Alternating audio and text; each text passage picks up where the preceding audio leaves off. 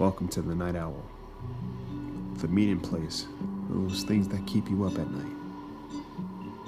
Content may contain graphic language and disturbing scenarios that I can assure you are not for the faint of heart, so listeners' discretion is advised. I'm your host, Isaiah, and if you're still with me, well, maybe you should lock your doors, check those windows, turn out the lights, and get as comfortable as you can. You won't be sleeping tonight. You've been warned.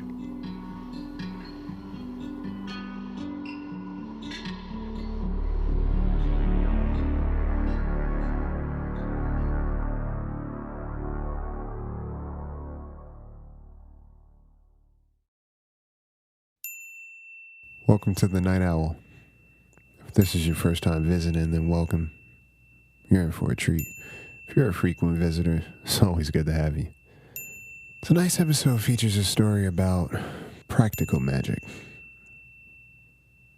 Lock your doors, check your windows, and get comfortable. You won't be sleeping tonight. I give you final act.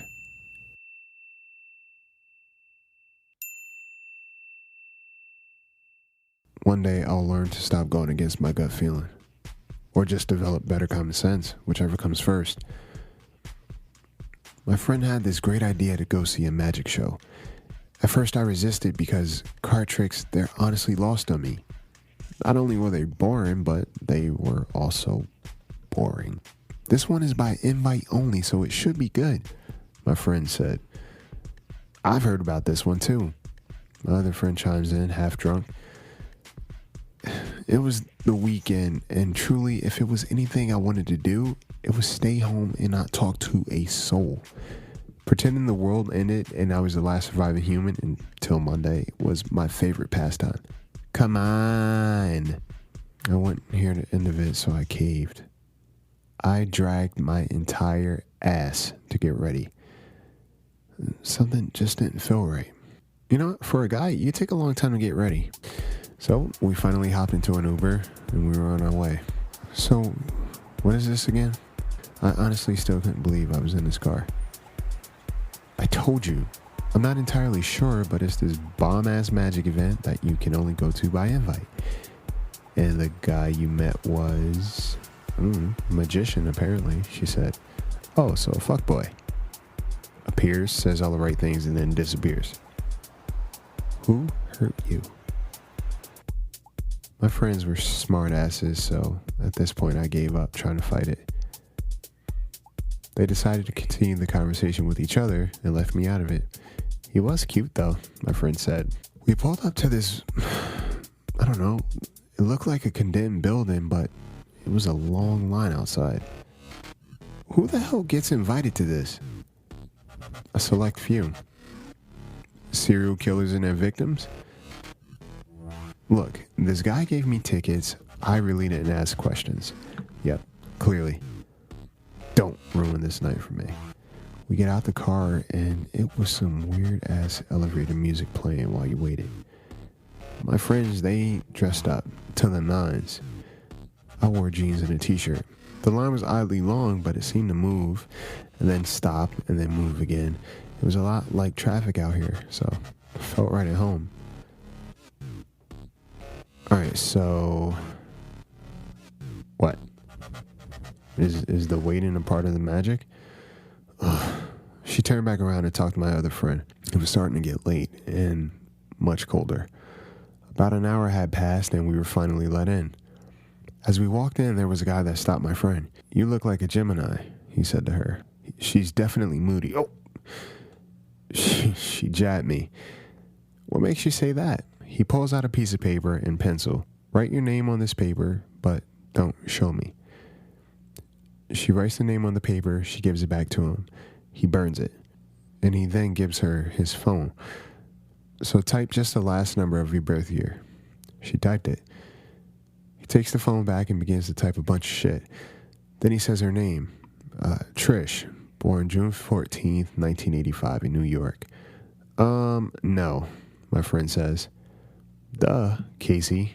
That was my other victim. You were born June 4th, 86. She was enamored.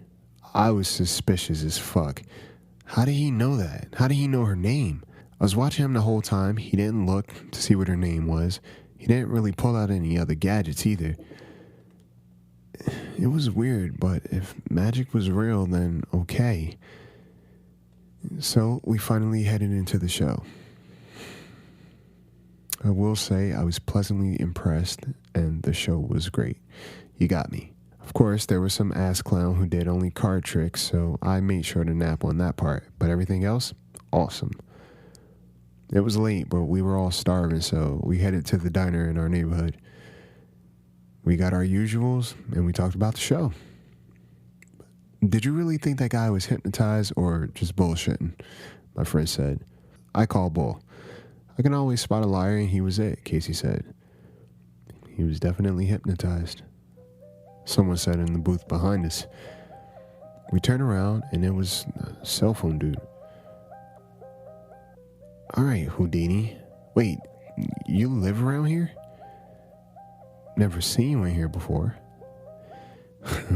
Maybe you were never looking. Come sit with us.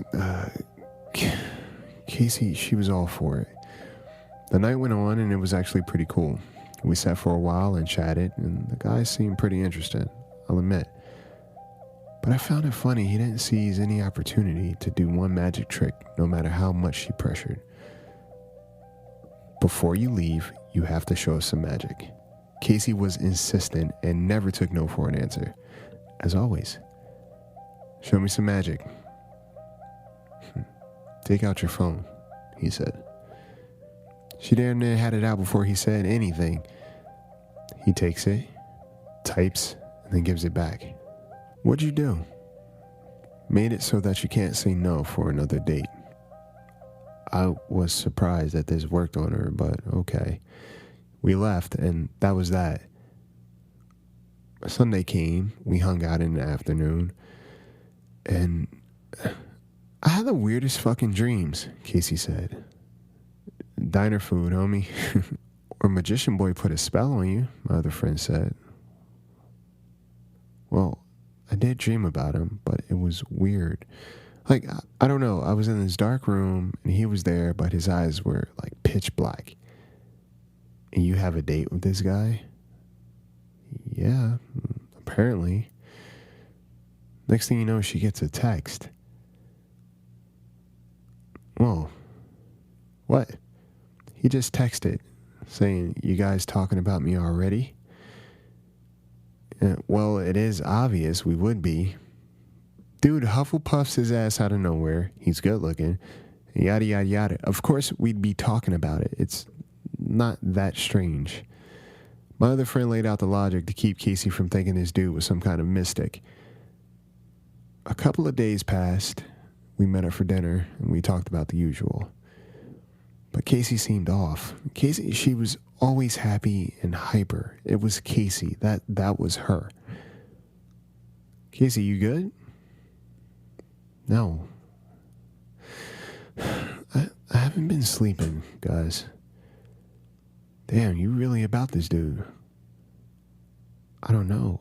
I just feel off and tired all the time, and my dreams, they've been creepy as shit. I've never dreamt like this. Listen, you sure he didn't lace your phone or your water or put a hex on you? Ridiculous, I know. Or maybe he's just the devil, who knows? My other friend said. Guys, but my dreams, they've really been messing with me. And lately, everywhere I go, it seems like that guy, he's been there too. The other day, I was driving, and I am sure I saw him at a red light next to me. Yeah, people have cars here. Yeah, but where I work, okay, that was a little weird, I'd admit. Yeah, then I felt like someone was following me down the street the other day. I don't know. I really don't know, but it just all feels weird. Maybe he's tracking you. Did he do something with your phone when you gave it to him? No, it would have been too fast. But he's a magician. Too fast is his specialty. About a week passed and I hadn't heard from Casey. I called, I texted, I even went by her place and literally nothing. I mean, I was worried, but I didn't want to make a big deal. And I know you're probably like, you idiot, obviously something's up. But Casey's had a habit in the past of just being kind of floaty and kind of flaky. She'd disappear for a little while when she meets someone new, and then she'll pop back up whenever the spirit moved her. So yeah, that was my first thought. But things got weirder when her mom called me asking if I'd talked to her. No, I haven't. Now I was officially concerned. My friend and I, we asked around, and I don't feel like we really got anywhere. We talked to the police about a missing persons, but there didn't seem to be much that they could do, or was willing to do. We did all we could, and to be honest, I still felt helpless. How does a person just vanish? Another week passed, and then another, until it'd been about a month. I happened to run into Houdini at the diner. It's hard to describe this guy, really, but something about him didn't ever sit well with me. He's kind of young, I guess middle-aged, blonde, tall. Fine, he was attractive, but there was still just something off about him. And today, I finally got confirmation. He was just sitting there when I walked in, so I approached him. Hey. Oh, hey, man. There was a long pause. I walked away, but as I was walking away, I heard him laugh to himself. I turned around. Something I miss? Your friend, clearly. That's not funny. Well, magicians were known for making things disappear.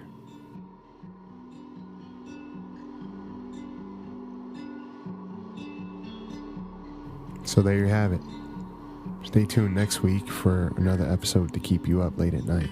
And if you have a story of your own that you'd like to submit, email at thebirdbrainpodcast@gmail.com with the subject line, The Night Owl. You can listen to us on iTunes, Stitcher, Spotify, Red Circle, and Overcast. Sleep tight.